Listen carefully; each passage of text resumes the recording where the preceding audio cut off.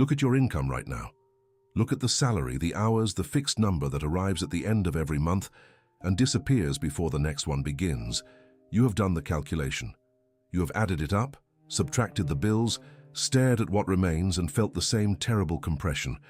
The sense that wealth is not mathematically possible from where you stand. Not this year, not from this job, not with these numbers. There is no visible path from here to there, and that absence feels like a verdict. The belief running underneath that compression is this: if you cannot see the complete route, the destination cannot be real. You tell yourself that responsible people plan, that intelligent people trace every step before moving, that the only honest position is to measure your future by your present income. The visible path becomes the only path, and so you wait for evidence before believing, demand a staircase before you rise, and quietly agree that wealth belongs to people whose current numbers already point toward it. Planning, which should serve you, becomes the prison that holds you inside the ceiling you're trying to escape. At the turn of the 20th century, a man named Wallace Wattles wrote with a clarity that most people in his era dismissed, and most people in this era have still not fully absorbed. He saw something that the anxious financial mind refuses to accept. Your salary is not the source of your wealth. Your clients are not the source. Your job, your market, your timing, your contacts, none of these are the source. They are channels, temporary arrangements through which supply has been flowing. And channels can change. They change when the mental relation changes. Wattles taught that the mind kneeling before visible evidence is the mind that has confused the pipe for the reservoir. And a pipe, however familiar, is never the ocean. This video will show you why ignoring the visible path is not an act of passivity or irresponsibility. It is an act of alignment, a deliberate repositioning of the mind toward the actual source of supply rather than its current temporary expression. But before that mechanism can be understood, something must be named honestly. The desperate urgency you feel to know exactly how wealth will arrive, that insistence on seeing the whole map before you trust a single step, may be the very pressure that is holding the hidden channel closed. That question, the anxious how, deserves a much closer examination than most people are willing to give it. There is a ritual most people perform without naming it. They wake, and before the day has fully announced itself, the mind moves toward the numbers, the bank balance, the amount in checking, the figure that tells them whether this month is safe or tight or already lost. It is not just information they are seeking, it is permission. Permission to relax, to hope, to believe that something good might still be coming. And on most mornings, the number does not grant that permission. It reflects only yesterday's channel back at them, cold and exact. From that number, the mind begins its familiar arithmetic. Salary against rent, savings against emergency, the cost of what is desired against the output of what currently exists, the desire to live differently, to build something, to breathe without financial pressure. All of it gets measured against the visible pipe, and the visible pipe is too small. Every dream, when held up to the light of current income, looks like a category error, something for other people, something for later, something for a version of life that this particular set of numbers does not support. What the viewer rarely questions is the measuring instrument itself. They assume that their current income is an honest mirror of what is possible, that the salary figure, the client list, the hours available, the market conditions, all of these visible arrangements are telling the truth about the future. But the bank account is not a prophecy. It is a record of old channels. It shows where supply has been flowing, not where it is capable of flowing. Treating it as a ceiling is like using last year's drought to prove that rain is permanently impossible. Every desire pressed against this invisible wall produces the same result: contraction. The aspiration does not disappear, but it shrinks. You begin negotiating with your own vision. Maybe not the business yin, but a better job. Maybe not freedom, but slightly less pressure. The pipe seems to be the limit of what the universe is willing to provide, and so the dream adjusts itself to fit the pipe. The ocean inside the person gets compressed into the shape of the container visible life has handed them, and they call that compression wisdom. When the frustration becomes unbearable, the mind reaches for what feels like the most intelligent response: more planning. If the current route is insufficient, then surely the answer is to find a better route. And so begins the exhausting search for the complete staircase. Not one step, the entire sequence, mapped from current position to final destination, with every contingency calculated and every risk catalogued. The whole staircase must be visible before the first step feels safe to take. This search expresses itself in familiar ways: late nights spent researching strategies, the endless comparison of side hustles, investment vehicles, business models, income streams, and timing windows. The person convinces themselves that the right combination of information will eventually produce the certainty they need to move. More data, better analysis. A plan so thorough that failure becomes structurally impossible. And behind all of it is a quiet, unexamined assumption. That calculation is the same as wisdom, and that enough calculation will eventually manufacture the confidence that inner relation to source would have given them freely. The problem is not that planning is useless. The problem is what the mind is actually doing when it demands the whole staircase. It is not seeking clarity, it is seeking control. It is insisting that supply can only arrive through the route the viewer has personally approved. It is making the visible arrangement a condition of trust, rather than an expression of it. The universe in this model is permitted to provide wealth only through paths that the anxious mind can trace, verify, and predict. And the universe does not operate within those restrictions. Forcing the source to use a preferred route is the deepest form of visible path worship. It sounds like diligence, it feels like responsibility. But underneath the spreadsheets and strategies, what is actually happening is a refusal to acknowledge that supply is larger than the viewer's current imagination of it. The person is not planning toward wealth. They are building walls around the channel and calling those walls a map.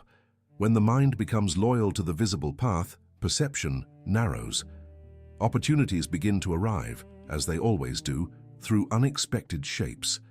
A conversation that does not look like a business meeting, an invitation that does not resemble a career move, an impulse toward something unfamiliar, a connection to a person outside the known network. But the mind trained to worship the visible path does not recognize these arrivals. They do not match the expected route, and so they are dismissed. Not with hostility, with something quieter and more damaging, with indifference, with the gentle bureaucratic judgment that this particular opening does not fit the plan. Anxiety has a physical quality in the mind. It contracts. And contraction is the opposite of the perceptive openness that supply requires. A person in genuine anxiety about money is not scanning their environment for new channels. They are re-examining the old channels for reassurance. They are rechecking the known pipes, tightening their grip on familiar arrangements, and doing the same calculation one more time in the hope that the answer will be different. The landscape of possible supply does not change in those moments. The person simply becomes less able to see it. Here is the tension that the anxious mind never confronts, the behavior that feels most responsible, the careful measurement of visible resources, the refusal to act without complete information, the disciplined loyalty to what currently exists, is by Wattles' law the very behavior that keeps the financial ceiling in place. The viewer thinks they are being prudent. They are actually obeying the world that created their limitation. They are taking their instruction from the effect instead of from the cause, and wondering why the effect does not change. Loyalty to limitation is the most invisible form of financial self-imprisonment. The viewer does not choose it consciously. It is not laziness or lack of ambition. It is the result of allowing visible evidence to hold absolute authority over belief. Every time the mind asks "but how?" and then treats the absence of a visible answer as proof that supply is unavailable, it deepens the groove.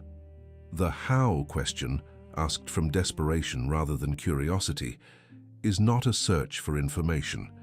It is a command to remain inside the known channel. It narrows the world to the width of the current pipe and calls that narrowness reality. Something essential must be understood before the law can operate. Visible channels, salary, clients, savings, contracts, income streams are not the cause of wealth. They are effects. They are what supply looks like after it has already passed through the source and taken visible form. Treating them as the cause of wealth is like studying the ripples in a pond and concluding that the stone never existed. The ripples are real, but the cause is elsewhere, and studying only ripples will never teach you how to throw the stone. Supply precedes the root. This is the reversal that most financial thinking refuses to make. The standard assumption is that if you manage the visible channels well enough, earn more, spend less, invest wisely, find better opportunities, supply will eventually follow. Wattles inverts this. Supply originates in the formless. The visible arrangement is its consequence, not its architect. The channel through which money flows into a life is shaped by the mental relation held towards source, not by the efficiency with which the current pipe is maintained. A larger source can open channels the mind cannot invent. This is not a poetic claim. It is the central mechanism of Wattles' system. The viewer, staring at their current income and their current opportunities and their current network, is looking at yesterday's delivery. They are not looking at the full catalogue of what supply is capable of producing when the mental relation changes. New channels form, old channels widen. Routes that were invisible become suddenly present, not because the world magically rearranged itself, but because the mind, repositioned in relation to source, began receiving from a different level of causation. The next section of this teaching reaches into the place that most discussions of Wattles do not go. It is not enough to know that a source exists or to feel temporarily inspired by the idea that visible channels are effects. The mind must understand why the hidden channel cannot be accessed by the same mental posture that worships the visible path. Why the very anxiety that makes you search harder for visible solutions is the force that prevents the hidden channel from opening. That understanding is where the real teaching begins. The law, as Wattles understood and wrote it, begins with a single reversal of ordinary thinking. Wealth does not originate in the visible world. Your salary did not create your wealth. Your employer did not create it. The economy, the market, the timing, the available opportunities at any given moment, none of these are the origin of supply. They are the shapes supply takes after the formless has moved into expression. And since the shapes are not the origin, no amount of manipulation, renegotiation, or optimization of those shapes can produce wealth independently of the source that forms them. The person who wants wealth must first establish their mental relation to source, not to visible appearances. This is Wattles's foundational instruction, and it is the one most readers skip past because it does not feel practical. But nothing in the system works without it. The person who spends their primary energy managing the visible channel, tracking the salary, negotiating the contract, calculating the investment, while neglecting the inner relation to formless supply, has reversed the order of causation. They are adjusting the expression while ignoring the cause. The visible channel is downstream. The source is upstream. Attention must first move upstream. The visible path is one temporary expression of the possible. This is the phrase that must settle into the mind slowly. The current job is not the only shape supply can take for the person holding it. The existing income stream is not the permanent declaration of what the source intends for their life. These arrangements are temporary, not in the sense that they will automatically change without inner work, but in the sense that they are not fixed by some law deeper than the formless itself. They can be replaced by new channels. They can be widened. They can be bypassed entirely by supply arriving through a route no one predicted. When the mental relation changes, the channel changes. This is the mechanism, not the magic. It does not mean that a new thought produces a bank transfer by morning. It means that the mind in a new relation to source perceives differently, acts differently, attracts differently, and encounters differently. The sequence from inner shift to outer expression takes time and movement, but the inner shift is the initiating cause. Without it, no amount of visible path manipulation produces lasting wealth. With it, channels that were sealed begin to open in a sequence the viewer cannot always explain and does not need to explain. The law is not passivity. This must be said clearly before the teaching can continue, because the mind looking for reasons to dismiss this will reach for that objection immediately. Relating to source instead of visible path does not mean sitting still and waiting for money to appear. It means refusing to make the visible root your God. It means acting with clarity and purpose while holding open the inner acknowledgement that the source of supply is larger than any single channel. The law demands action. It demands what Wattles called efficient action, work done in the present with full attention and without the paralysis of calculating what the visible channel cannot yet explain. Wallace Wattles did not arrive at his teaching through abstract philosophy alone. He tested ideas against the conditions of his own life, wrote from a position of hard-won clarity, and produced in The Science of Getting Rich a system that stands apart from most financial or self-help literature because it is not about competition. It refuses the competition model at every level. It does not tell the viewer to outperform someone else, to take someone else's market share, or to position themselves more cleverly than a rival. Competition consciousness, in Wattles' lens, is itself a contraction, the same kind of mental narrowing that visible path worship produces. The competition model assumes scarcity, that there is a limited amount of wealth available, and that getting more requires taking from somewhere else. Wattles rejected this at the level of source.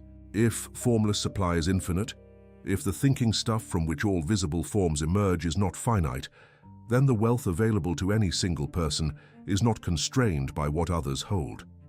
Thinking from abundance rather than from visible shortage is not wishful thinking in Wattles' system. It is logical alignment with the actual nature of supply. The viewer who thinks from their current bank balance is thinking from the effect, not from the cause. The certain way, the phrase Wattles used for his method, begins not with a plan, but with a relation. The relation is the mental posture of a person who knows, with ordered inner certainty, that supply is available and that they are in the process of receiving it.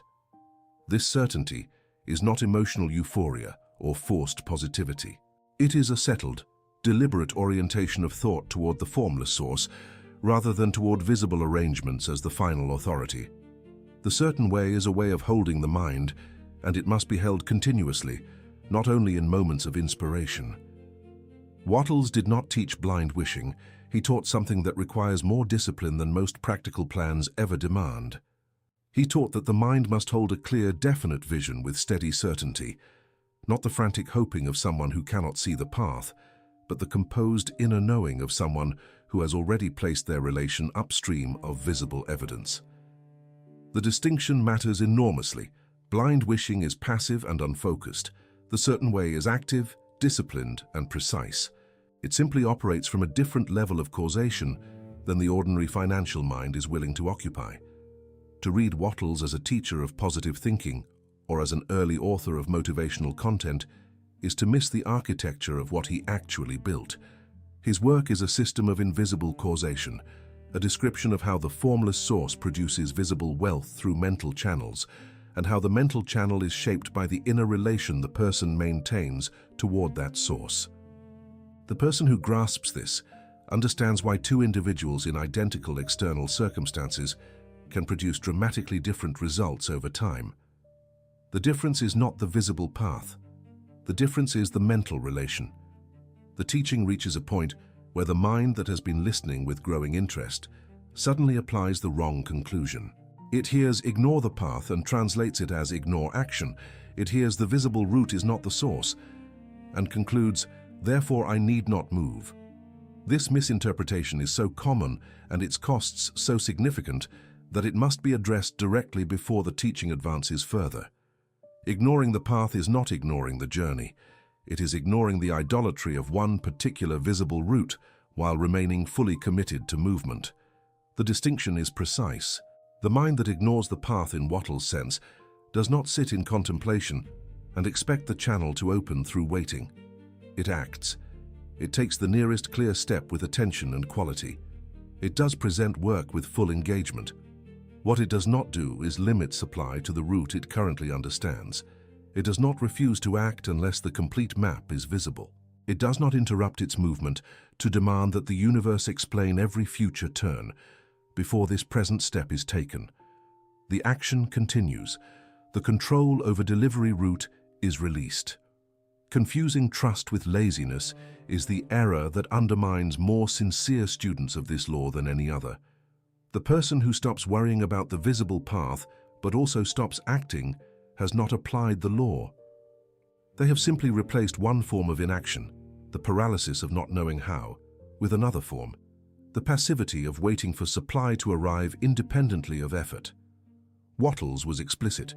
Efficient action, present-focused work, engagement with the immediate duty, all of this is required. The inner relation to source is the orientation from which that action flows. It is not a substitute for the action. The mind does not abdicate. It repositions. The mind that has aligned with source does not stop thinking, planning, or moving. It simply stops doing those things from a position of visible path worship. Its plans become less rigid. Its movement becomes less desperate. Its attention becomes more open to channels that do not match the expected route. And because the mind is acting without the contraction of anxiety, it perceives more, engages more cleanly, and creates the conditions in which supply can move through new arrangements. The mind is not passive. It has become available. Supply still arrives through action, through people, through timing, through industry. The hidden channel does not bypass the physical world. It works through it, using arrangements the viewing mind could not have predicted, forming channels that become visible only as they complete.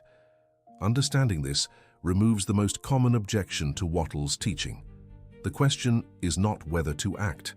The question is from which inner position the action arises, from the certainty of a mind in relation with source, or from the desperation of a mind kneeling before visible limitation. The one hidden channel the title announces is not a single external route. It is not a specific business model or income stream that Wattles discovered and that everyone else has missed. The channel is the mind's open relation to source, the inner orientation that allows supply to move through whatever physical forms and external arrangements best serve its expression in the viewer's life. The channel is hidden because it does not appear in the visible world until after the inner relation has been established and held. It cannot be found by looking outward. It forms from inward causation and becomes visible only in its effects.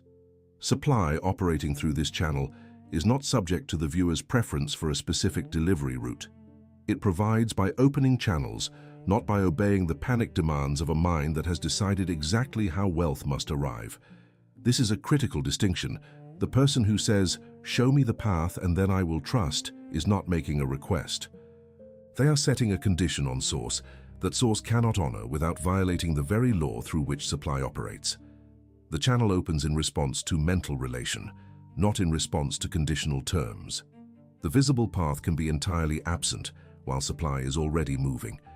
This is perhaps the most difficult part of the teaching for the visible path mind to receive. It feels too close to wishful thinking, too similar to the naive certainty that gets mocked and dismissed. But consider the mechanics. If supply originates in the formless, and if the channel through which it moves forms in response to inner relation, then the channel in formation will be invisible until the moment it takes physical expression. There is a period, sometimes brief, sometimes extended, during which everything is in motion and nothing is yet visible. That period is precisely where most people abandon the law and return to visible path worship. The declaration, "I cannot see it, therefore it does not exist," is the sentence that has interrupted more supply movements than any external force. It is the moment when the mind, unable to tolerate the invisible interval between inner cause and visible effect, decides that the law has failed rather than that the channel is forming. It is the moment of abandonment, dressed as reason. And the cost of that abandonment is measured not in missed information, but in interrupted causation. The channel that was forming closes, and the mind returns to measuring its future by the same visible evidence that represented yesterday's limitation. The hidden channel does not require the viewer's belief in order to exist. It requires belief in order to remain unobstructed. The viewer's doubt does not make supply disappear. It makes the viewer unavailable to receive what is already moving toward them. The one channel provides not through magic, but through the normal mechanisms of perception, opportunity, action, and timing, all of which are altered when the mind releases visible path worship and returns to source relation. What changes is not the universe. What changes is the person's capacity to participate in the delivery of what was always available. The hidden channel is the route by which what is formless becomes visible opportunity in the viewer's life. It is not a mystical bypass of the physical world. It does not teleport supply from the source directly into a bank account. It operates through the world, through people, through conversations, through ideas that arrive at unusual hours, through timing that seems accidental, through invitations from unexpected quarters, through impulses that do not announce their destination. It is hidden because, from outside the law, none of these individual events look like a system. They look like coincidence. From inside the law, the pattern reveals itself after the fact, and what appeared accidental is recognized as arranged. The mechanism begins as mental relation, not external evidence. This is the upstream point from which everything else flows. Before any external channel opens, before any opportunity presents itself, before any arrangement becomes visible, there is first a quality of inner orientation. The mind either holds its relation to source, the settled, deliberate acknowledgement that formless supply is real and available, or it does not. When it holds that relation, everything downstream from it is affected. Perception, behavior, the quality of engagement with others, the decisions made under pressure, the movements toward new territory. When it does not hold that relation, when the mind collapses back into visible path worship, all of those downstream elements contract accordingly. Through people, the channel most often runs, not necessarily through the people the viewer would have predicted, not through the contacts they have been strategically managing, not through the network they built with the old route in mind, often through a stranger, through a peripheral acquaintance, through someone who mentions something in passing, connects a name, opens a door that was not visible on the expected path. The mechanism does not ask the viewer's permission about which person to use as a channel. It uses whoever is appropriately positioned to serve the supply movement, and the viewer, in open mental relation to source, encounters those people differently than the viewer locked in visible path anxiety. Ideas are channels as much as people are. An insight that arrives during a quiet moment, a connection between two things that had no obvious relationship until this particular mental state made the connection possible. The viewer's own mind, when not contracted by desperation, becomes a channel for supply intelligence, a receiver of creative direction that manifests first as an idea and later as an external arrangement. Timing also is a channel. The same meeting, the same conversation, the same opportunity encountered 6 months apart can produce entirely different results depending on the inner relation the person brings to the encounter. The mechanism works through the visible world, but it is governed from the invisible level. The viewer's central assignment within this mechanism is not to design the delivery system. It is to hold the relation. The person who tries to design every step of the supply route, who insists on knowing the exact sequence from present circumstances to desired wealth, is attempting to do the source's work from a position of visible path limitation. The source knows, channels the viewer's mind has not imagined. The viewer's contribution is to maintain the inner orientation that keeps those channels accessible, to act from that orientation in the present, and to remain perceptively open to the openings that arise. Design belongs to the source. Relation, action, and openness belong to the person. The mechanism is not passive. It is not a permission to sit and wait. It is a precise description of where the person's effort is most powerfully placed. Holding a clear, definite image of desired wealth with settled certainty is not effortless. It requires discipline against the constant pull of visible evidence. Acting with full quality and attention on present duties is not passive. It is efficient action in the Wattles sense. Remaining open rather than contracted in the face of unfamiliar opportunities requires active inner management. The hidden channel is not the easy path. It is the accurate path. The sequence from inner certainty to visible supply follows a progression that the anxious mind, looking for shortcuts, tends to collapse into a single expected leap. It is not a leap. It is a chain of events, each one depending on the one before it. The first link is mental.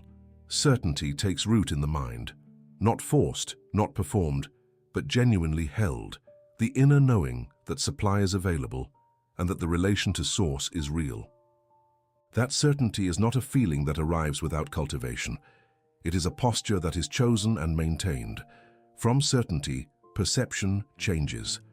This is the link that practical minds most often dismiss, because it sounds like saying that belief makes the world look different, which seems too simple to be significant. But the perceptive change is not cosmetic. The mind in certainty is not scanning the environment for reassurance that things might improve.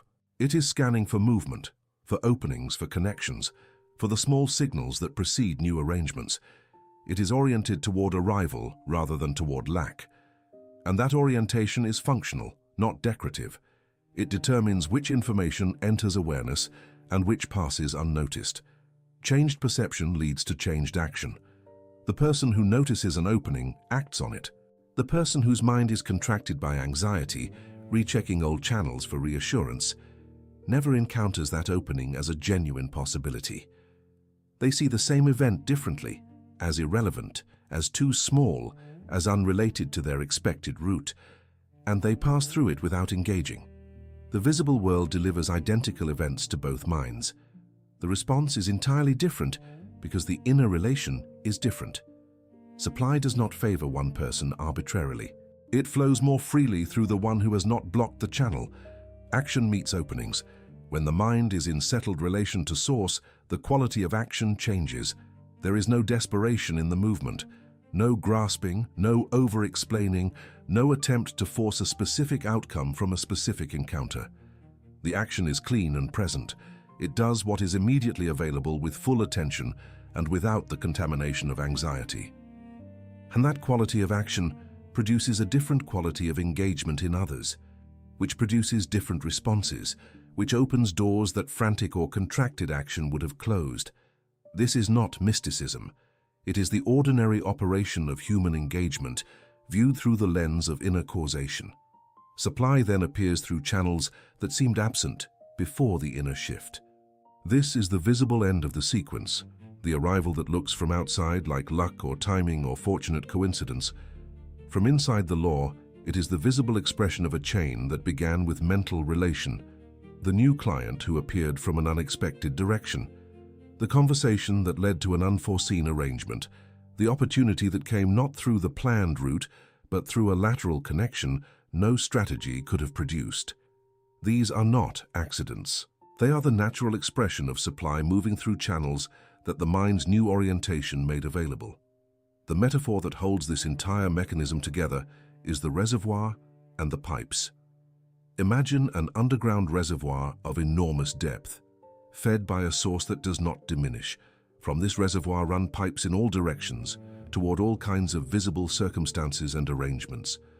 Most people are aware of one or two pipes, the ones they can see and trace and measure.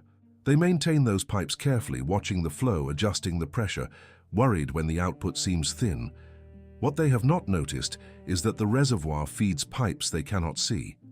Pipes that run in directions they would not have plotted. Pipes that connect to arrangements no visible path plan would have generated. The reservoir does not ask permission to use those other pipes. It simply requires that the mind holding the receiving end remain open rather than insisting it can only receive from the two familiar pipes it already knows. The final link in the visible-invisible chain is the one most people never reach: recognition after the fact. The channel formed, the supply arrived, and only looking backward does the full shape of the mechanism become clear. How one conversation led to an idea that led to an action that met a person that opened a door that revealed the new channel. At the time of each step, the path was not visible. The certainty was visible, the action was visible, the step immediately ahead was visible. The rest was hidden, and it worked precisely because it was allowed to remain hidden while the inner work was done. The first interruption is panic calculation. When supply seems slow, when the visible channel narrows or falls silent, the mind reverts to its most familiar emergency behavior. It adds up the numbers again. It stares at the bank balance with a new intensity, as though looking harder at the effect will reveal something about the cause that was not visible before. It builds new worst-case scenarios, traces every possible outcome of every possible failure, and works itself into the familiar tightness that contraction produces. The calculation does not produce solutions. It deepens the contraction. And contraction is the closed state, the state in which the hidden channel cannot function. Insisting on one route is the second interruption. The mind that has partially understood the law but cannot fully release control says, I accept that supply can come from unexpected channels, but only these particular unexpected channels. It allows the source a slightly wider selection of approved routes, while still refusing to release the fundamental demand that delivery happen according to a recognizable plan. This is visible path worship in a more sophisticated form, and it is just as effective at narrowing the channel. Supply cannot move freely through a mind that is simultaneously claiming openness and secretly maintaining a list of acceptable routes. Complaint is the third interruption, and it carries a specific weight that pure anxiety does not. The person who complains, who voices the position that nothing is happening, that the law has not worked, that the source has not responded, is doing more than expressing frustration. They are creating an active mental broadcast in the opposite direction from their desired result. Complaining that nothing is happening impresses upon the formless thinking stuff the definite thought that nothing is happening. In Wattles's framework, the formless responds to the quality of mental impression. A mind broadcasting absence receives a channel organized around absence. Rechecking visible evidence as final authority is the fourth interruption and perhaps the most compulsive. The person who has made a genuine inner shift toward source relation will, within hours or days, be pulled back toward the bank account, the job offer list, the market data, the visible evidence, and they will use that evidence to test whether the law is working. What they are actually doing is reassigning final authority back to the visible world. They are asking the effect to confirm the cause rather than allowing the cause to produce new effects. Every time this happens, the channel loses the integrity of the inner relation that was building it. Acting from desperation reintroduces the very energy that invisible causation cannot use. Desperate action signals to every encounter it touches that scarcity is the governing reality of this person's inner life. People respond to that signal. Opportunities respond to it. The same meeting, conducted from desperation rather than settled certainty, produces different outcomes not because the universe is judging, but because the quality of attention, communication, and decision-making is genuinely different when the mind is contracted. Desperation is not a moral failure, but it is a functional one within this system. Calling trust foolish before the channel has had time to form is the final interruption, and the most premature. The channel does not always form immediately. The sequence from inner relation to visible supply has its own timing, which is not identical to the viewer's timeline of urgency. The person who applies the law for a week sees no dramatic change in visible circumstances and concludes that the teaching is wrong has not failed at the law. They have interrupted it at the invisible stage, exactly the stage where patience and held certainty are most required. The channel was forming. The interruption stopped it, and the mind, having returned to visible path worship, will not see the connection between the abandonment and the silence that followed. Imagine standing on a narrow road in thick fog. The fog is not symbolic. It is the honest condition of not knowing how supply will arrive, not knowing which turn leads where, not knowing how far the destination is from where you stand. The road is visible only for a few feet in any direction.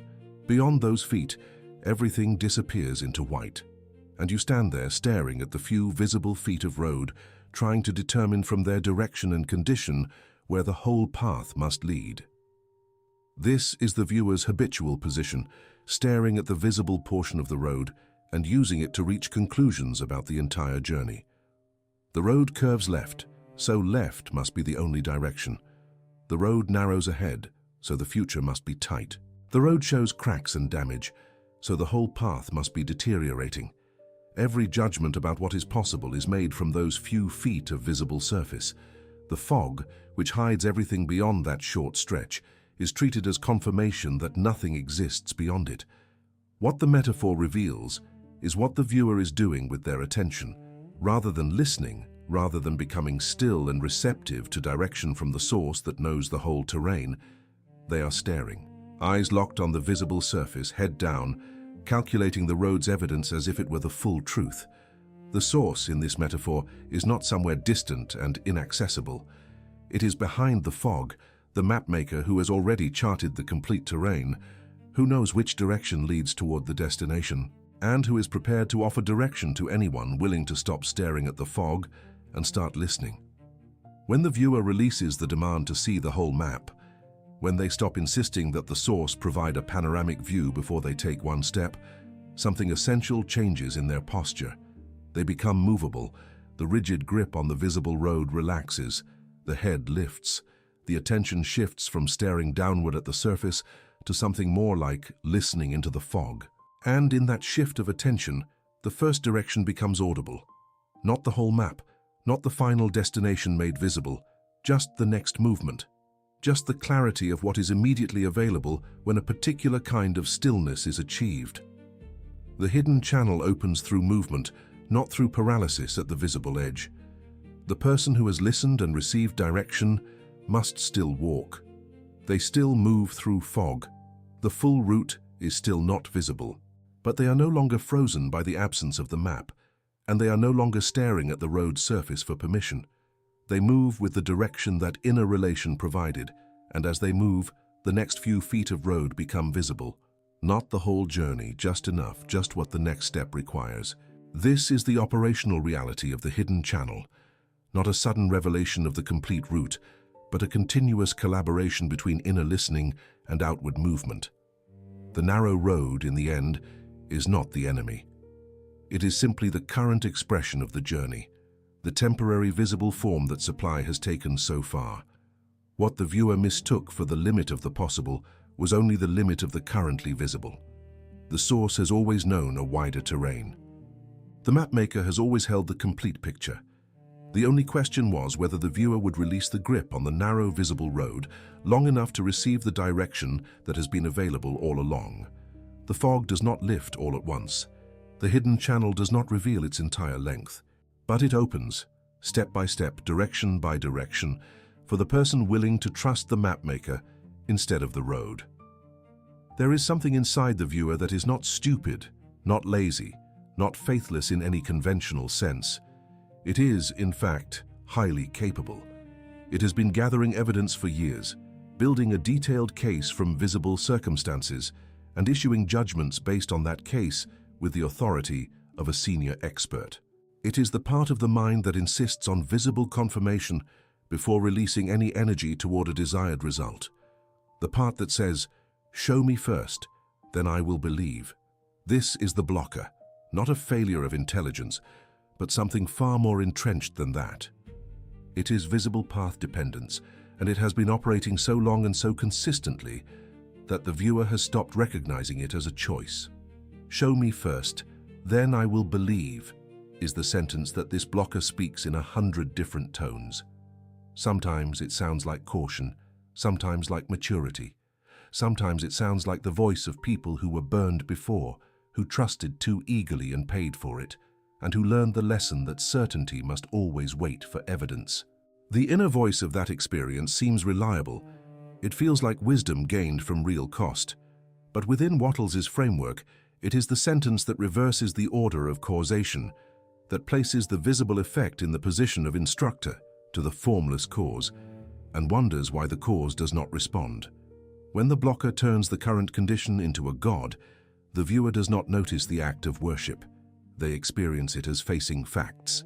The bank balance, the job title, the income figure, the list of visible opportunities, all of these become the authoritative reality against which every desire is measured and found excessive.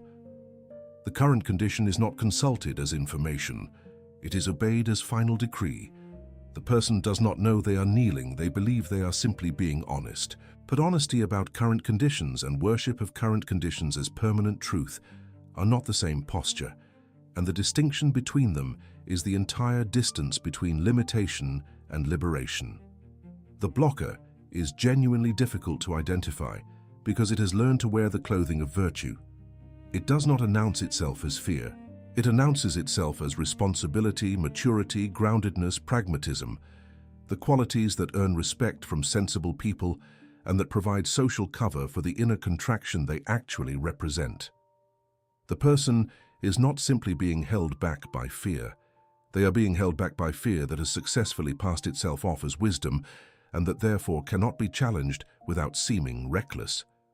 "I am just being realistic" is the most common disguise.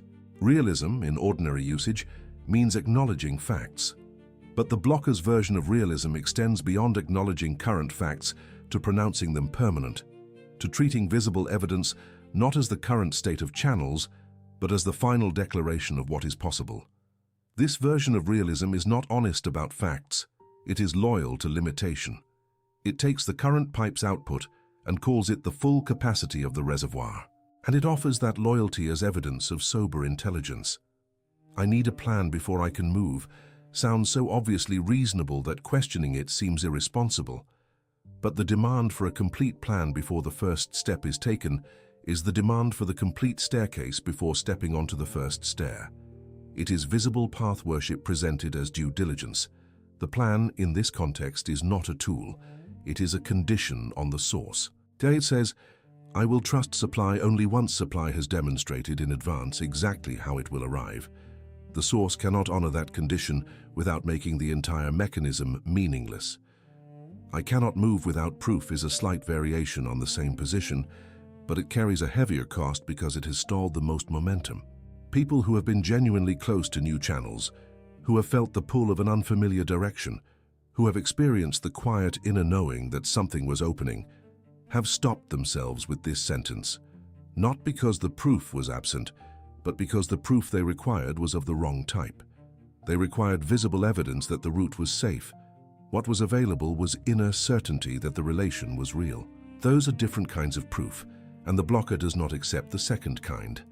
"I should not expect more than what my current channel can produce." This one is the most insidious because it sounds like humility. It sounds like gratitude for what exists rather than grasping for what does not. But Wattles' teaching cuts directly through this disguise. He did not teach that desiring more is ingratitude. He taught that desire, clear, definite desire for a fuller expression of life, is the formless supply pressing toward expression through the person. Suppressing that desire out of a misguided deference to the current channel's output is not humility. It is a refusal to participate in the advancement of life. It is fear wearing the mask of contentment. The blocker, maintained over time, produces a specific and measurable result, the same financial ceiling, encountered again and again across different circumstances. The viewer changes jobs. The ceiling reappears. They find a new income source. The ceiling manifests at the same height. They try a new strategy. The ceiling holds. The circumstances vary. The numbers shift slightly in either direction. But the fundamental limit does not move, because the inner posture generating it has not moved. The outer world is an obedient mirror of the inner relation, and the inner relation has not changed. Doors close before they are tried. Impulses arrive. A quiet inner direction toward an unfamiliar conversation, an opportunity that does not fit the expected shape, and the blocker issues its judgment before the door is touched. That does not lead anywhere. That is not how my path works. That is not a real opportunity. The rejection is not based on evidence. It is based on whether the opening fits the approved route, and the approved route was drawn by visible path worship, which means it runs only through familiar channels and arrives only at familiar ceilings. Anything that departs from the known map is dismissed as irrelevant. Supply that was attempting to arrive through that unusual door simply finds the door closed. The viewer makes the source smaller than their spreadsheet. This is the internal transaction that the blocker most consistently performs, and its consequences reach beyond money into the entire quality of a life. When the formless supply, which Wattles describes as infinite, as a thinking stuff that permeates and fills the interspaces of the universe, is reduced to the output of a single salary or a single business model, something has been contracted to an extraordinary degree, not by external force, by the inner posture of a person who decided, perhaps long ago, that the visible channel they could see was the full extent of what was available for them. The deepest cost is unavailability. The person becomes unavailable to new supply. Not because supply stops moving in their direction, it does not. Not because the source withdraws. It cannot in Wattles' framework, since it is the formless substrate from which all visible things emerge. The person becomes unavailable because the inner orientation that would allow them to perceive, recognize and receive new supply is blocked by the very mechanism they believe is protecting them. The blocker that feels like responsible caution is, in functional terms, a closed hand. Supply cannot be received by a closed hand, no matter how close to the source the hand is held. The first act of liberation is a single refusal. Stop asking the visible world for permission to believe in more than it currently shows. The visible world cannot give that permission. It is not designed to. Its function is to reflect what has already been caused by inner relation, to show the viewer the results of yesterday's mental position. Asking it to authorize tomorrow's supply is like consulting the shadow to understand the light. The shadow can show you where the light fell. It cannot decide where the light will fall next. That decision belongs to the source, and the source responds to inner relation, not to the condition of the visible reflection. Stop treating current income as a prophecy about future supply. The number in the bank account is not a sentence handed down by the universe. It is a record of channels that have been open and channels that have been closed, a record shaped, in Wattles' framework, by the mental relation the person has maintained. The prophecy framing is the blocker's strongest argument. It takes a record of the past and presents it as the determination of the future. Rejecting that framing does not require pretending the number is different from what it is. It requires understanding what the number actually represents, an effect, not a cause, and refusing to allow the effect to set the ceiling on the cause. Begin acting from the hidden channel. This is not a mystical instruction. It has a practical translation. In each present moment, take the action that is most aligned with the certainty of supply rather than with the anxiety of visible limitation. Engage with the nearest clear duty at full quality. Hold the inner relation while moving. Notice impulses toward unfamiliar openings without automatically dismissing them. Treat the invisible interval between inner shift and visible supply as the channel-forming period it actually is, rather than as evidence of the law's failure. These are acts, not postures. They require daily discipline, not a single inspirational decision. The blocker will not disappear after one recognition. Understanding the pattern intellectually is the beginning of the work, not its completion. What this moment offers is the possibility of a new orientation, a deliberate repositioning of the mind towards source relation and away from visible path worship. Beginning now, before the visible evidence has changed, before the channel has shown itself, before the how has been answered. The turning point that follows this recognition is not about the external circumstances becoming more favorable. It is about the inner position becoming more accurate. That is where the real change begins. There is a behavior that must end before the new position can be occupied, and the behavior is specific. It is the constant rehearsal of impossibility. The internal voice that runs through the reasons why wealth cannot arrive from the current position. The mental scenario that begins with present limitation and traces every logical step toward the same conclusion. Not possible, not now, not for someone in these circumstances. This rehearsal feels like honest thinking. It is in practice the repeated impression of a definite thought upon the formless, the thought of absence, of unavailability, of impossibility. And the formless responds accordingly. Demanding to see the entire route before taking the first step must be stopped. The demand is understandable. The desire for certainty before movement is a deeply human response to risk.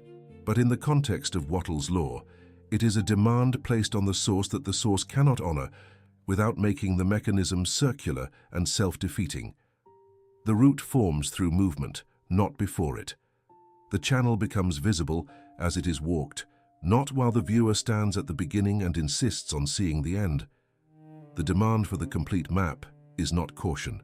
It is the blocker's most convincing argument for remaining still. But how must stop functioning as a final objection. When how arrives as a genuine question, an open inquiry into what the next step might be, it is useful. When it arrives as a roadblock, a demand that the source justify the complete delivery mechanism before the viewer will release their grip on visible limitation, it is the sentence of stagnation. It does not seek information, it commands restriction. Every time it closes a possibility before that possibility has been examined, it narrows the channel. The question is not forbidden, The authority to close the channel, which how has been granted, is what must be revoked. Checking lack as proof must also stop. The absence of visible supply at this moment is not evidence that supply is absent at the level of source. It is evidence that the visible channel has not yet expressed what the inner cause may already be producing. Treating the current bank balance, the current list of clients, the current job market conditions, as the final verdict on what is available, is reading the shadow as though it were the light. The visible absence of a full channel is the ordinary condition of the interval between inner shift and outer expression. It is the fog, not the territory. Stopping the habit of treating fog as territory is a significant act of mental discipline. The desire itself must be stopped from shrinking to match the visible channel's current output. This is the final and most intimate form of visible path worship. The moment when the person does not merely accept limitation as temporary, but begins reducing their dream to fit it. The business becomes a hobby. The vision becomes a distant fantasy. The desire for a genuinely different financial life is renegotiated down to the desire for slightly less pressure.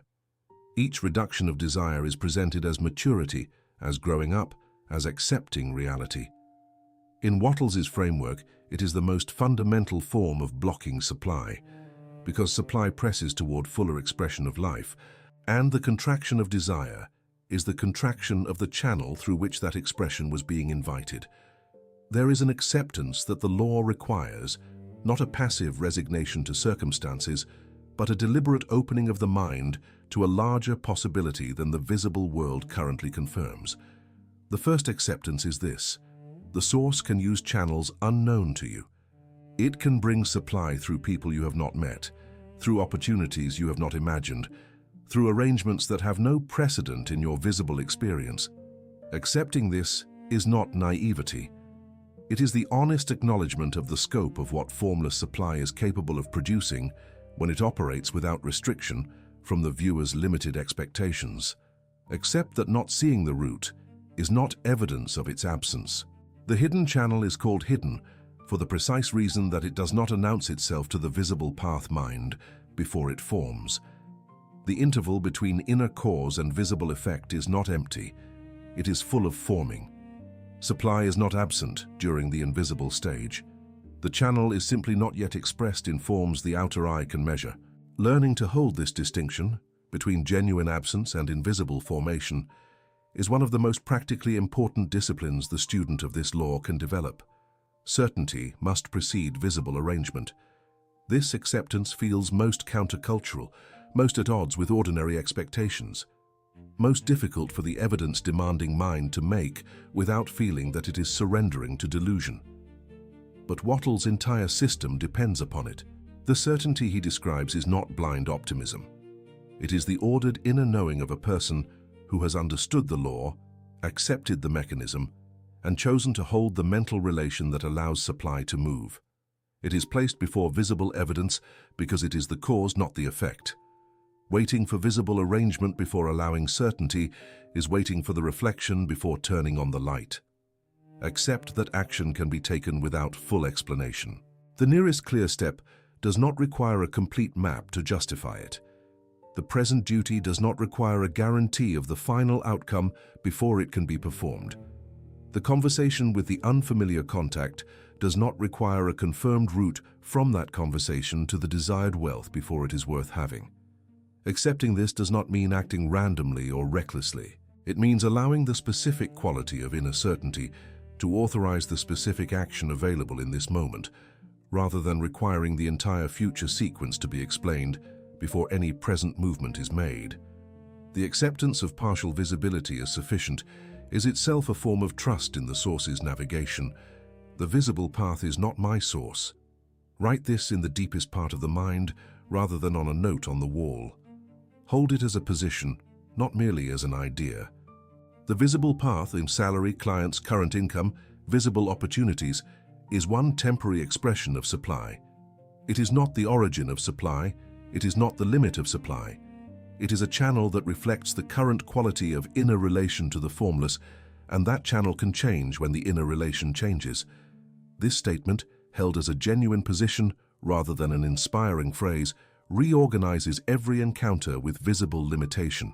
The bank balance becomes a channel report rather than a sentence. The narrow income becomes a present condition rather than a permanent verdict. My current channel is not my ceiling.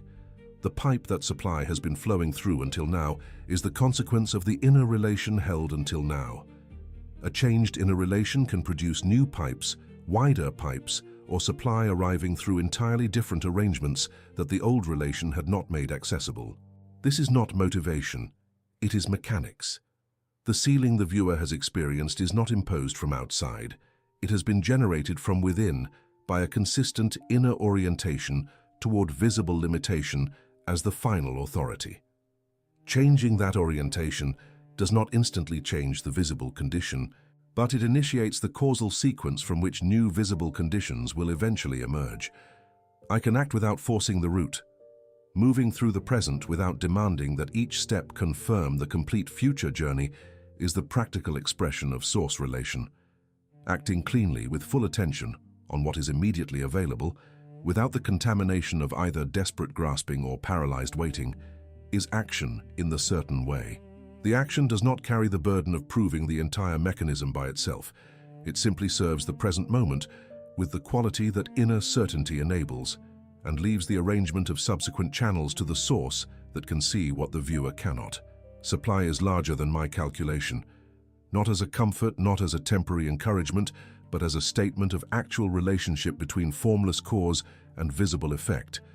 The calculation the viewer has been performing, income against expenses, visible opportunity against desired outcome, has been operating entirely within the dimension of visible effect. It has never measured the source. It has only measured the current channel's output. Supply at the level of source is not constrained by those measurements. They describe the past. The source is generating the future, and the future's channel capacity is determined not by the calculation, but by the mental relation that is being held right now. The choice presented at this turning point is not between action and inaction. It is not between ambition and contentment, or between faith and intelligence. It is a choice between two fundamentally different relationships with reality. One relationship places final authority in the visible world, in the salary, the balance, the market, the evidence, and draws all conclusions about what is possible from that authority. The other relationship places final authority in the source, in the formless supply that precedes channels, and treats visible conditions as temporary expressions of a deeper causation. The choice between those two relationships is the turning point. Everything else in the life follows from it. The old mind will speak again. This must be named honestly. The turning point is not a single moment of inspiration after which the blocker disappears permanently. The old mind, formed over years of visible path loyalty, will reassert itself. It will come with a bill. It will come with a comparison to someone whose visible circumstances seem more favorable. It will come with a memory of a previous failure.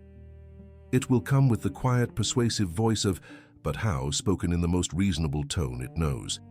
This is not failure. It is the predictable behavior of a pattern that has not yet been fully replaced. The decision is not made once. It is renewed every time the old mind returns. Every return of anxiety is an invitation to renew the decision, not to fight the old mind, not to shame it, not to perform certainty louder in order to drown it out. Simply to return to the position, to the inner acknowledgement that the source is real, that the visible path is not the source, that supply is already moving through channels that have not yet become visible, and that the appropriate response is held relation rather than calculation. The renewal of that position, practiced daily and particularly practiced at the moments of greatest visible pressure, is the actual discipline of the law. It is less dramatic than a single conversion. It is more powerful. The decision ripens through repetition. Each time the viewer returns to source relation under the pressure of visible evidence, the new posture deepens. Each time they refuse to let the bill become a prophecy, refuse to let the narrow pipe become a ceiling, refuse to let the absence of a visible map become an argument for paralysis. They reinforce the inner channel. They are not building the outer channel. They are clearing the inner one, removing the resistance that visible path worship creates, and making themselves increasingly available to the supply that has always been moving toward them from a source they are only now learning to trust. Every day delivers the same test in a slightly different form.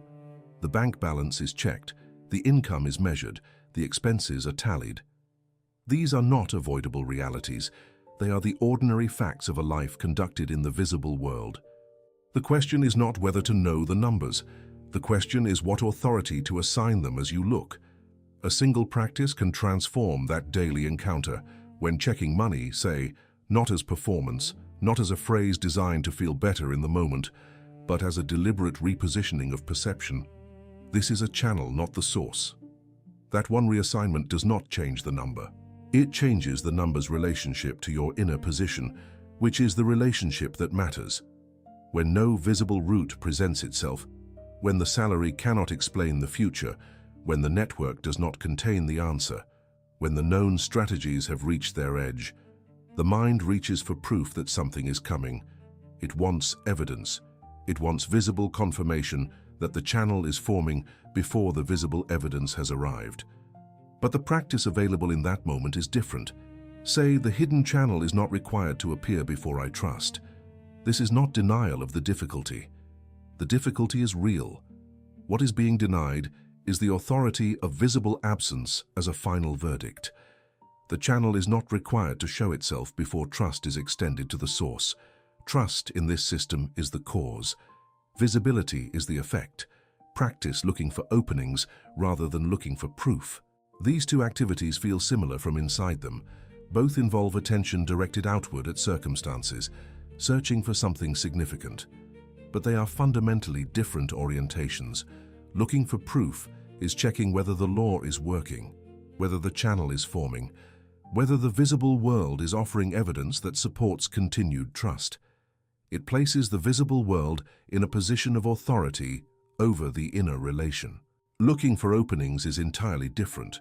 It is the outward expression of inner certainty, the active scan of environment for the next step that inner relation has made available.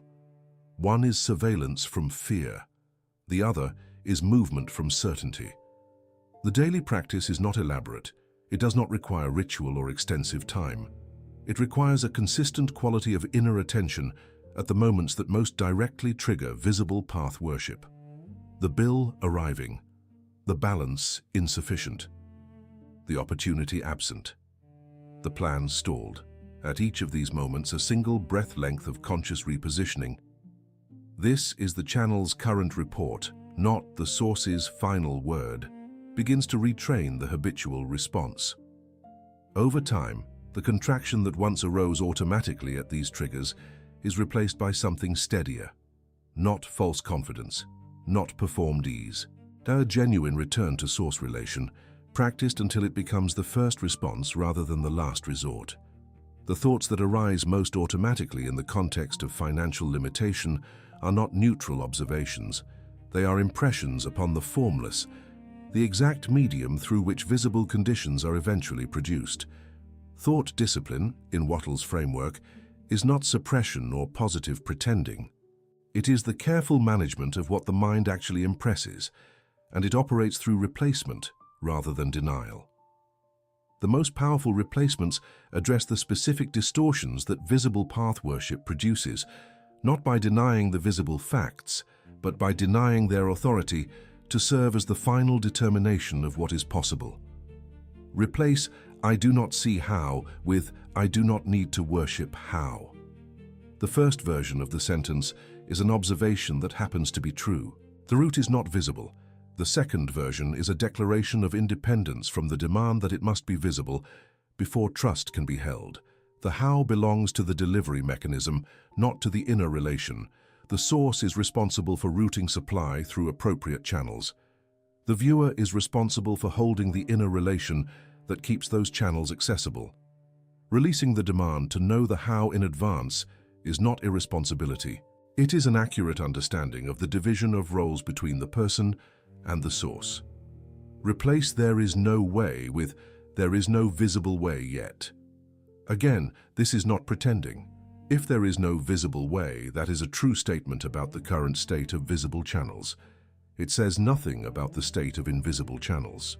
It says nothing about the channels that are not yet visible but are in formation, about the routes that supply is preparing to use that have not yet taken visible shape. The yet is not wishful thinking. It is the accurate addition of the time dimension to a statement that without it presents a static picture of a dynamic process. Do not deny facts. Deny their authority as final. This is the precise calibration the thought discipline requires. The bill is real. The insufficient balance is real. The absence of a visible opportunity is real. All of these things are facts about the current state of visible channels. None of them are facts about the source. None of them constitute evidence that supply is unavailable at the level from which channels are formed. Thought discipline does not ask the viewer to pretend that difficult visible conditions do not exist.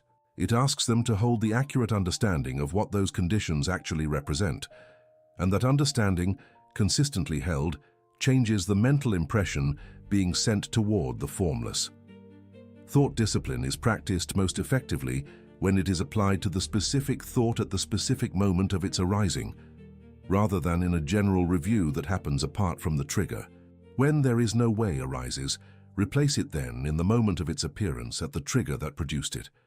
When I cannot see how contracts the mind, the replacement is applied there, in that moment of contraction, before the impression deepens. The practice is not a morning exercise that inoculates the day. It is a moment-by-moment management of the mental relation under the real conditions that threaten it most. Aligned action, action in the certain way, does not wait for visible confirmation of the complete route. It acts on the nearest clear duty. This is a fundamental instruction from Wattles that practical application tends to obscure. The next step is the clear one, not the complete one.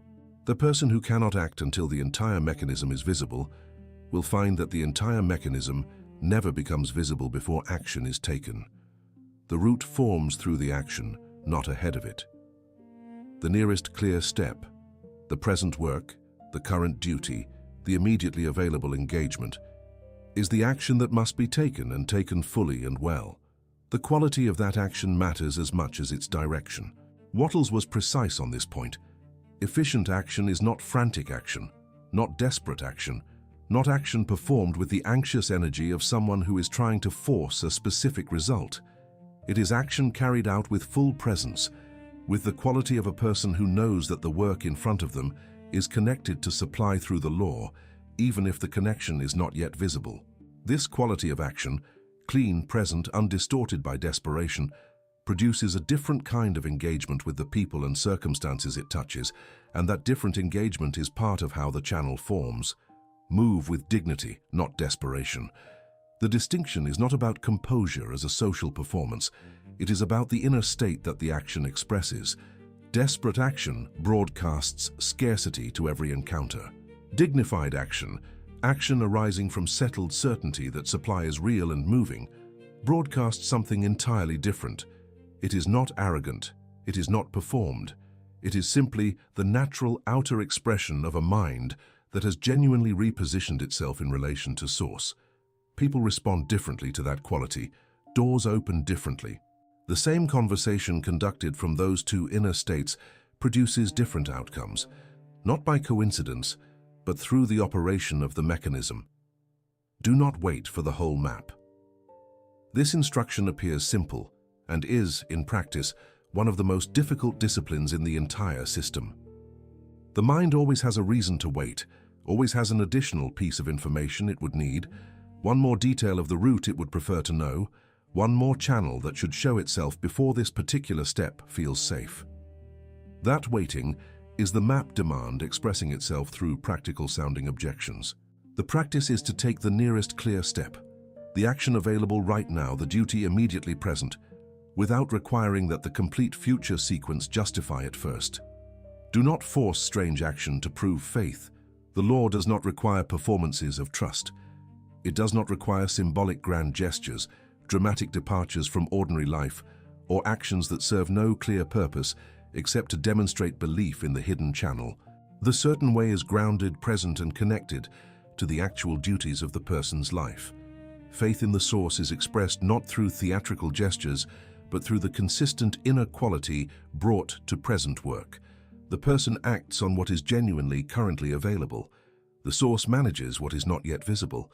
The division of responsibility is clear, and attempting to cross it produces only the particular exhaustion of trying to prove something that simply needs to be lived. Doubt does not arrive in the form of a clear philosophical challenge that can be addressed through argument.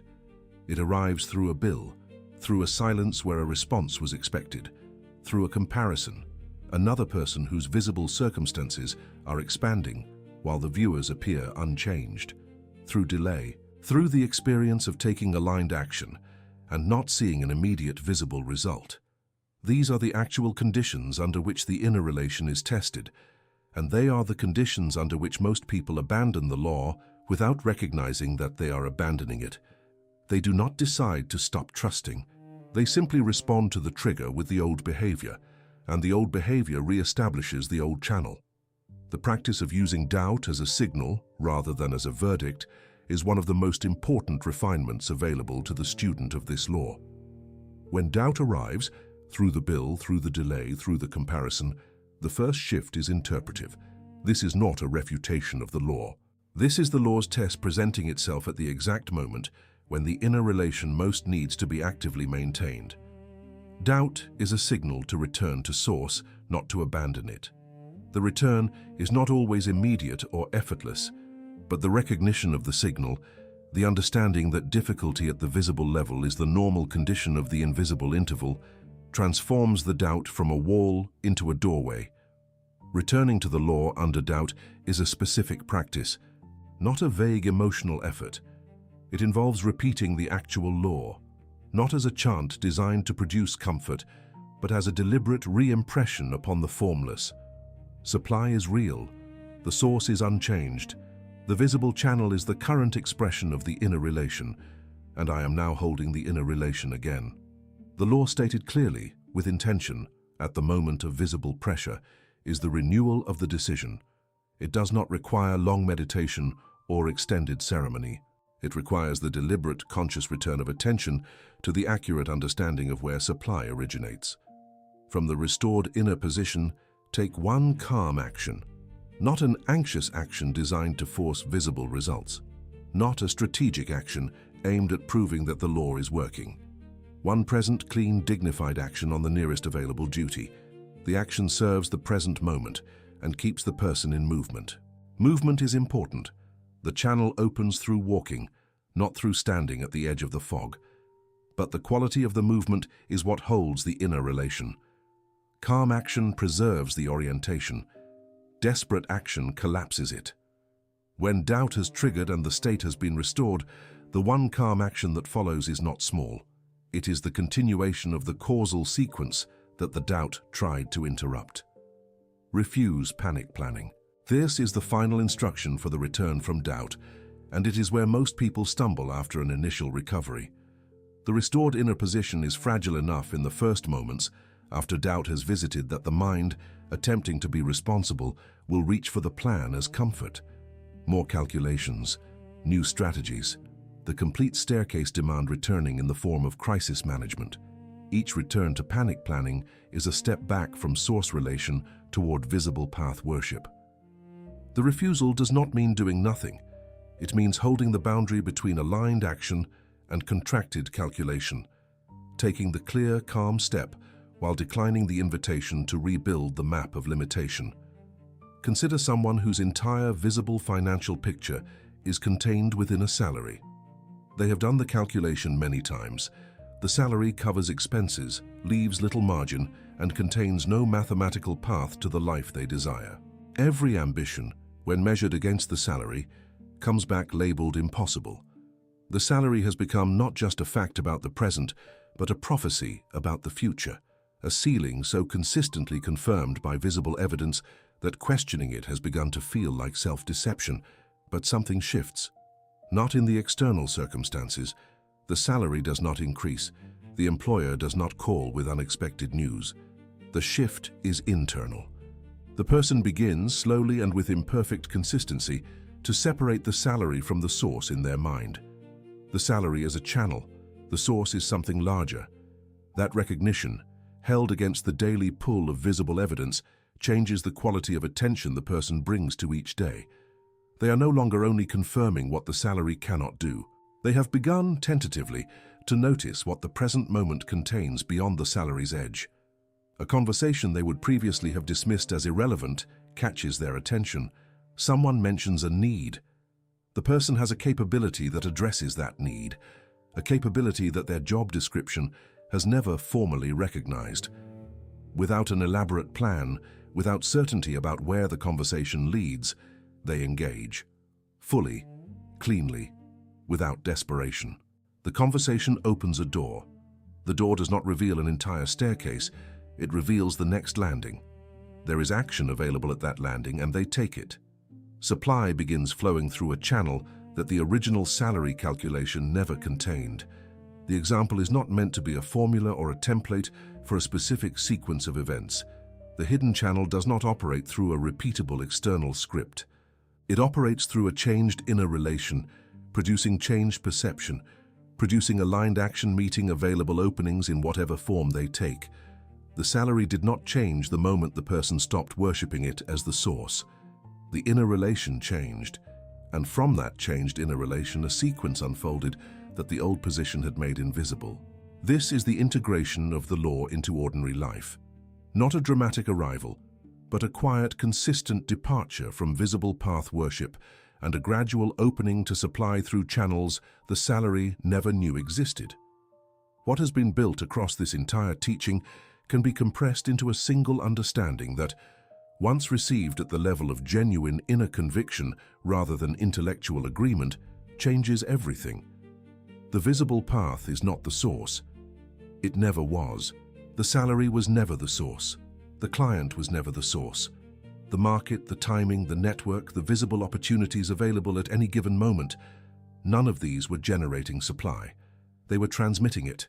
They were the temporary channel expressions of a supply that originates in something formless, something deeper than any visible arrangement, something that does not diminish when one channel narrows and does not exhaust itself when another closes.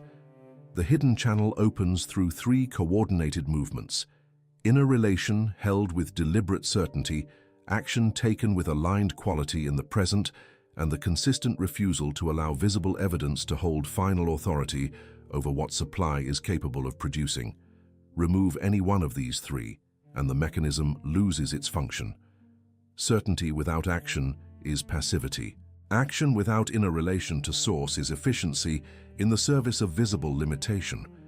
Releasing visible authority without both certainty and action leaves the person in a spiritual stance that never crosses into practical expression. All three move together, and together they constitute what Wattles called the certain way. The question, how, belongs to the delivery mechanism, not to the person's inner position. The source knows how.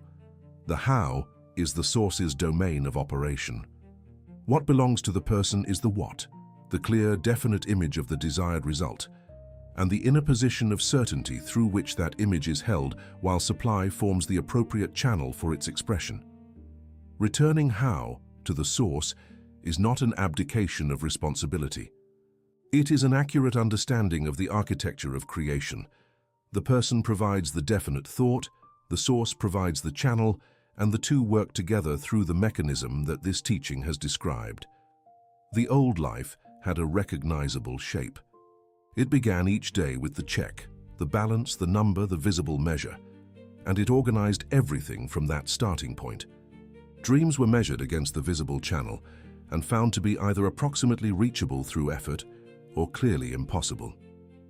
Energy went toward managing existing channels more efficiently. Strategies accumulated. The staircase was demanded again and again, and because it was never fully visible, the first step was repeatedly deferred, the ceiling held, the calculation confirmed what it always confirmed.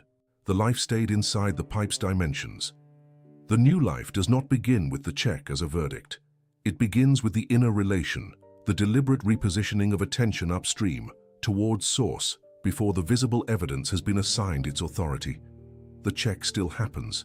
The numbers are still known. The visible circumstances are still engaged with fully and practically. What has changed is their authority. They are consulted as channel reports, not as decrees. The balance shows yesterday's channel.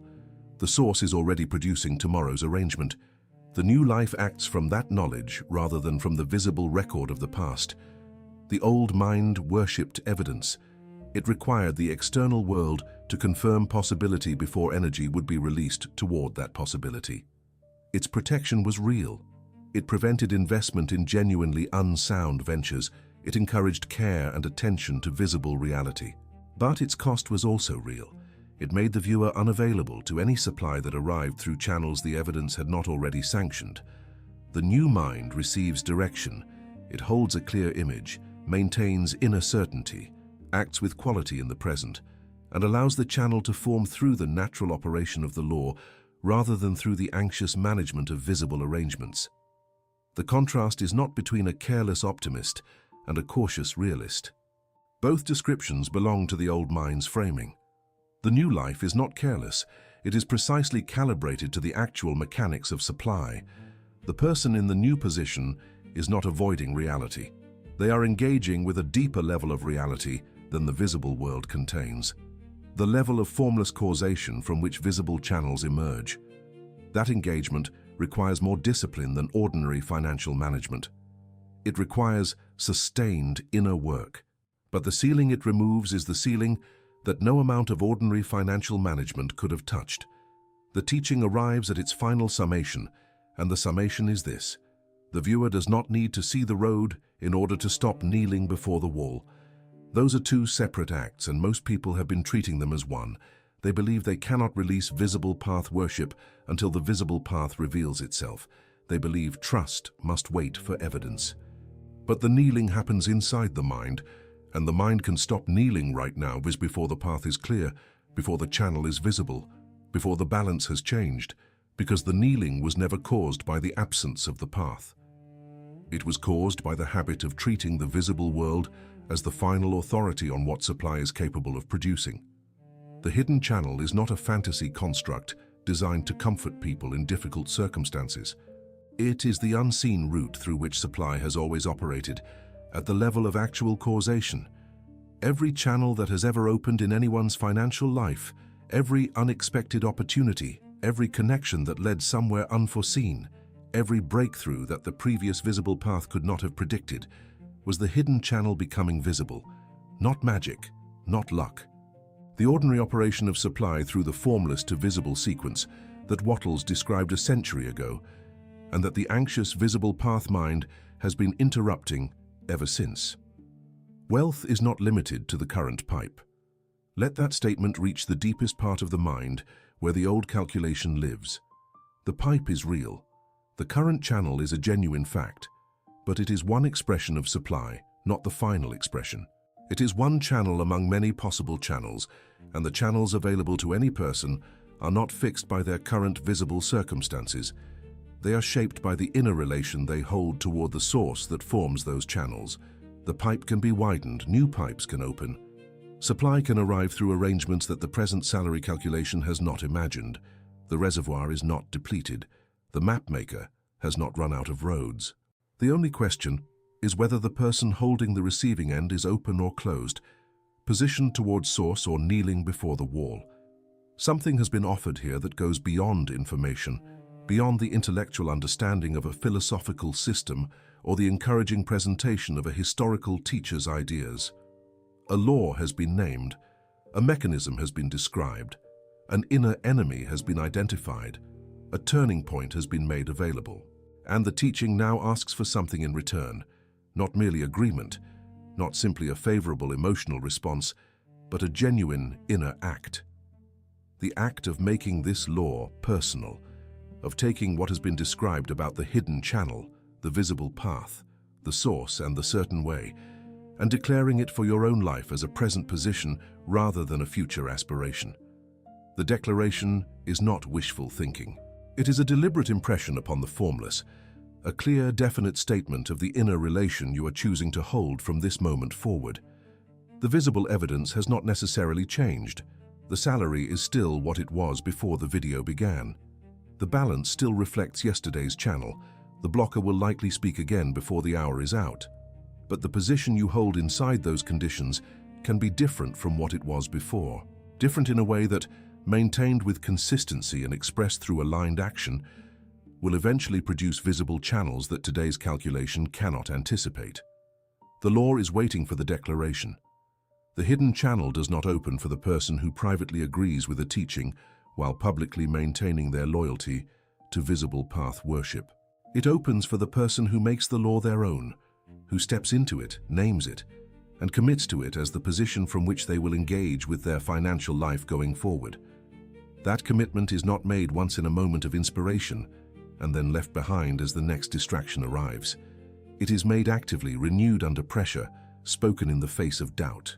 The declaration matters because the declaration is itself an inner act, a definite thought held with intention, pressed toward the formless. If this teaching has reached you at the level where it belongs, not merely as interesting content, but as a genuine shift in your understanding of where supply originates and what your role is within that process, then there is a declaration available to you right now. In the comments below, write these words: I ignore the path and trust the source. Not as a performance for others watching, as an act for yourself, a deliberate, public, stated commitment to the inner position this teaching has described. The formless receives definite thought. Make the thought definite. I ignore the path and trust the source. Those 7 words contain the entire law in its most personal form. They do not say the path does not exist. They say the path is not your God. They do not say supply requires no action. They say action flows from source relation rather than from visible path worship.